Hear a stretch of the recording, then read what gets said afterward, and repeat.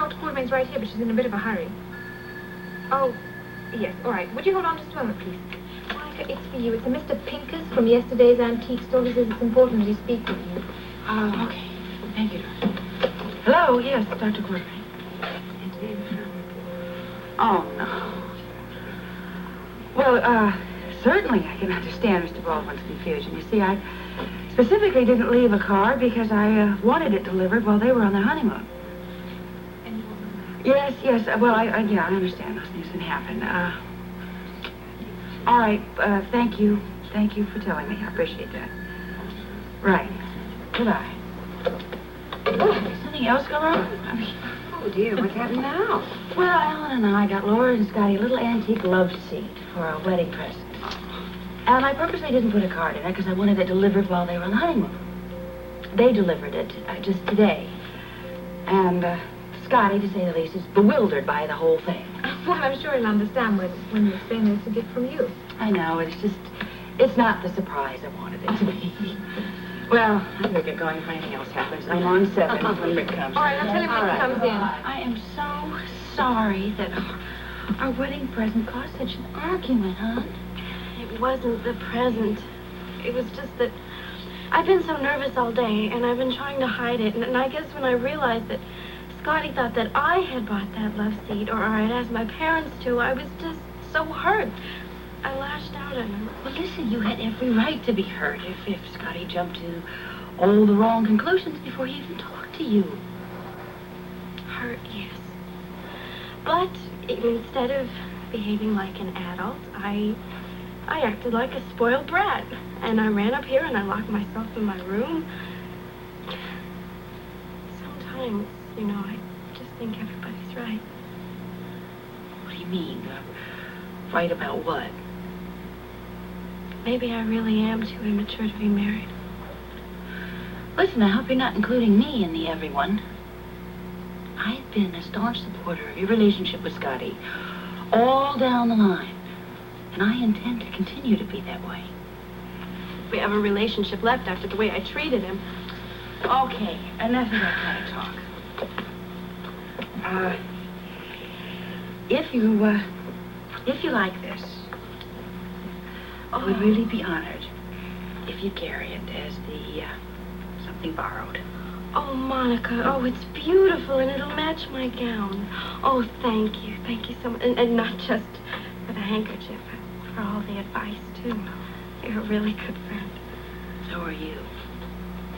Now, before I get out of here, so we can both get ready for the big day, can I give you one more piece of advice? Anything. Call Scotty. Really. I think it would do you a lot of good if you talked to him before the ceremony. I know it would. I mean, when Claudia told me how he stormed out of here, I called the apartment, but he wasn't there. Okay. Try again. I will, but I know that he went back to yesterday's antique shop to try and get the love seat back, and I don't know when he's going to be home. Well, look, he's got to come back here to his apartment and get ready for the wedding eventually. So you're bound to catch him there if you just keep trying.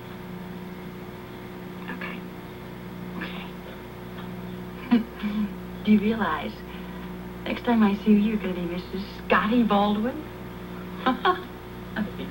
Oh, Monica. Yeah. Would you please tell Beverly and Claudia to come up? They're going to help me get into my gown. Okay, I'll do that. And I'll see you right after the ceremony, okay? Okay. One more thing. Call Scotty. Yes. Okay. Yes, I'm going to. Leslie. Bye, I love you. In one box. What is that? Oh, Oh, Lesley, that is a beautiful dress. Oh, thank you. With the 6,000 other things Laura gave me to do this week, she gave me 15 minutes to buy a dress, so I didn't have a lot of time to shop. How is she? Oh, she's much better. But I think if this had happened any other day but today, it would have been chalked off as a lover's spat and been forgotten by both of them in 5 minutes. I know. Tempers and nerves seem to be running a little high today. Maybe I should go up and see if there's anything I can do. Well, when I just came downstairs, she was on the phone trying to get a hold of Scotty, and Bev and Claudia are waiting to help her get into her dress. Oh, okay, then I don't have to go up. Monica, your gift was wonderfully generous, in spite of the little problem it caused. I don't know. It seems with me that for all my well-meaning intentions, something somehow manages to backfire. Well, I don't know anything about that. I just know that Laura adores that love seat, and she can't wait to get back from her honeymoon to see it in her little apartment. Well, I'm glad, really. Listen, I have to get going, or I am never going to be ready for this wedding at all. But thank you for coming by to see. Oh, you're here. I'm so glad. Me too. You left the hospital an hour ago. You're going to go straight home and get changed. I just forgot to tell you that I had to stop here. Laura, I had to borrow something. Borrow something? What did she need?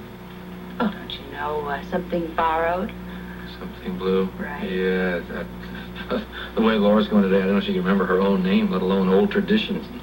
Well, Father, you just calm down, because next time I see you, you're going to be on the arm of a beautiful young bride. Not too soon for me. I better get going and... Well, me too. Okay, I'm on the way see you at out. the door. Thank you. The park is absolutely transformed. It's perfectly beautiful. Make sure you're your seats. Oh, no, thank you. We're waiting for Mr. Lansing. He's parking the car. If you save the seat next to him, I'll show him where you are when he arrives. All right, thank you. Yes.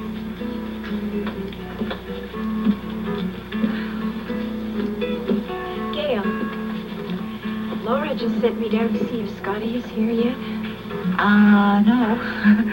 I mean, I just can't imagine what's happened. Scotty and Lee were supposed to be here by now. Are you sure Lee knew that he was supposed to pick them up? I am positive because he asked me to drive my car here so we'd have a way to get home after the reception in case Brian got delayed at the airport. Well, Laura really shouldn't be worried. It's not that late yet, but she's a little nervous. I do hate to have to go back up there and tell her that he isn't here yet, but I'm going to have to do that if he doesn't get here in the next couple of minutes. I just wonder where Scotty has been all afternoon while Laura was trying to get hold of him. It would have helped a lot if she could have talked to him. I know. Listen, I will let you know as soon as Scotty and me get here. All right, I'll tell you. Okay.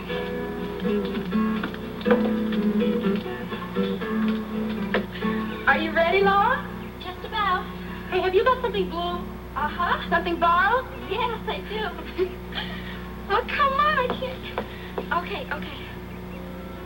Oh, you look gorgeous in your great-grandmother's dress. Oh, it's so period looking. Mother, just so beautiful. Thank you. Isn't somebody supposed to tell us when Scotty gets here? We'll be hearing very soon. I can't wait until this is over with. Oh, not me. Not me. I'm going to enjoy every single minute of watching you walk down the stairs to marry Scotty. Oh, I just can't wait till we see Scotty's face when he sees you for the first time. Where can he be? I just can't stand this waiting. Honey, he will be here. I have to go back downstairs. Could I see that you're smiling, please, before I go? I will smile if and when Scotty gets here. Laura, he's only a couple of minutes late. But, Mother, you didn't hear how angry he got when I wouldn't talk to him. I'm sure that he's still furious with me. Well, now, listen, kid.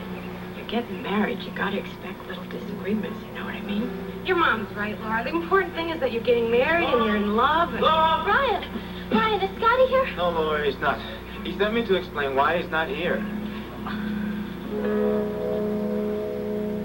What a transformation. I mean, look at all the flowers. Gail, how in the world did you do this? Oh, there's nothing to it. You just sprinkle a few seeds and up they sprang.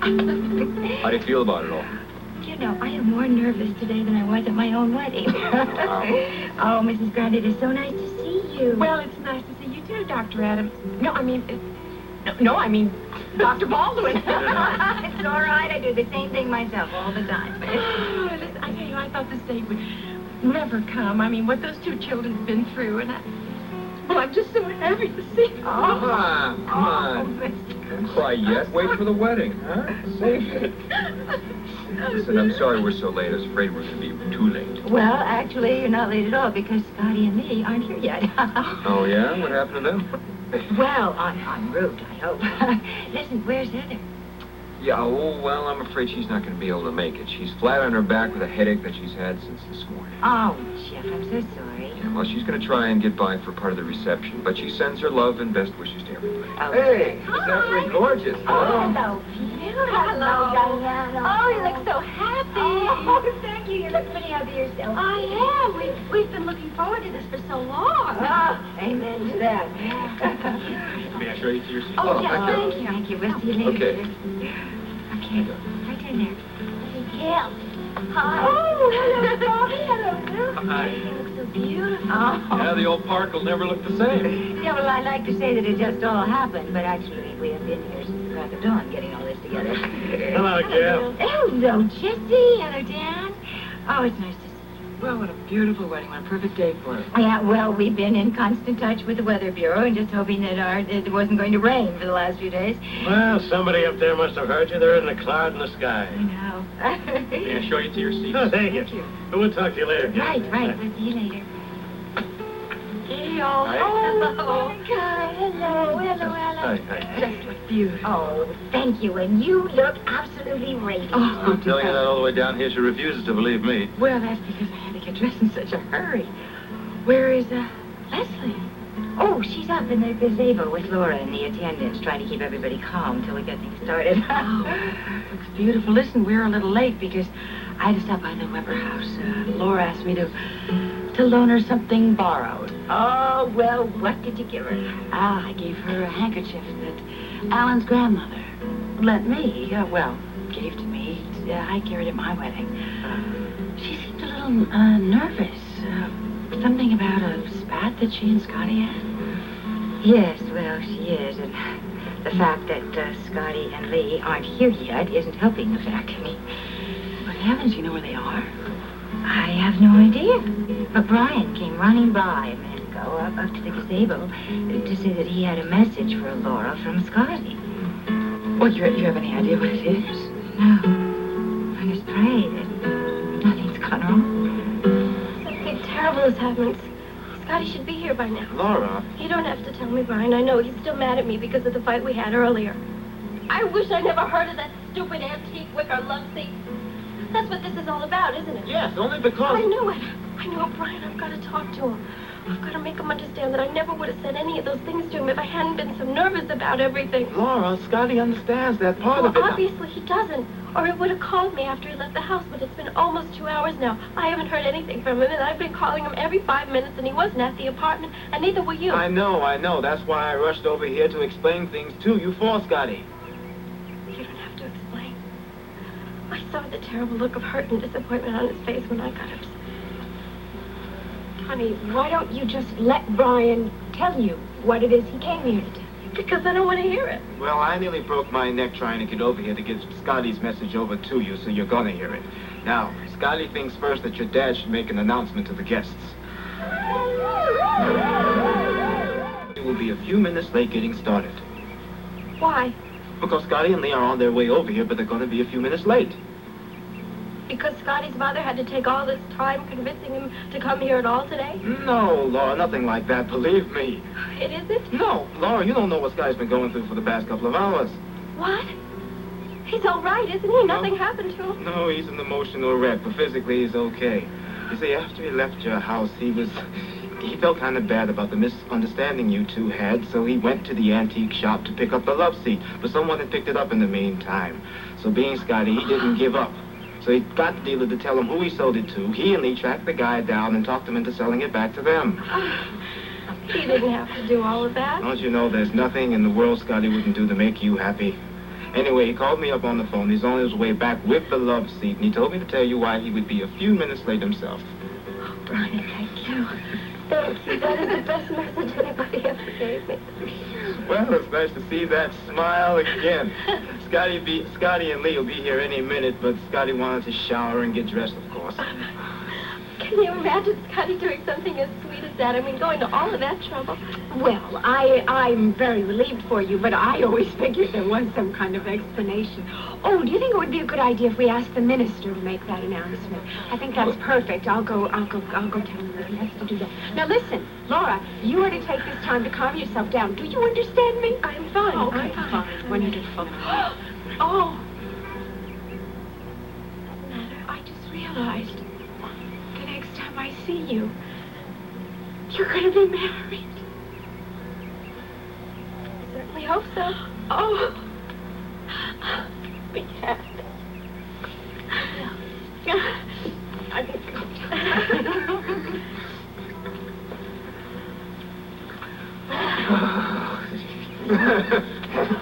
I'm going to wait outside with Gail, and I'll have an usher come back here to tell you as soon as Scotty gets here.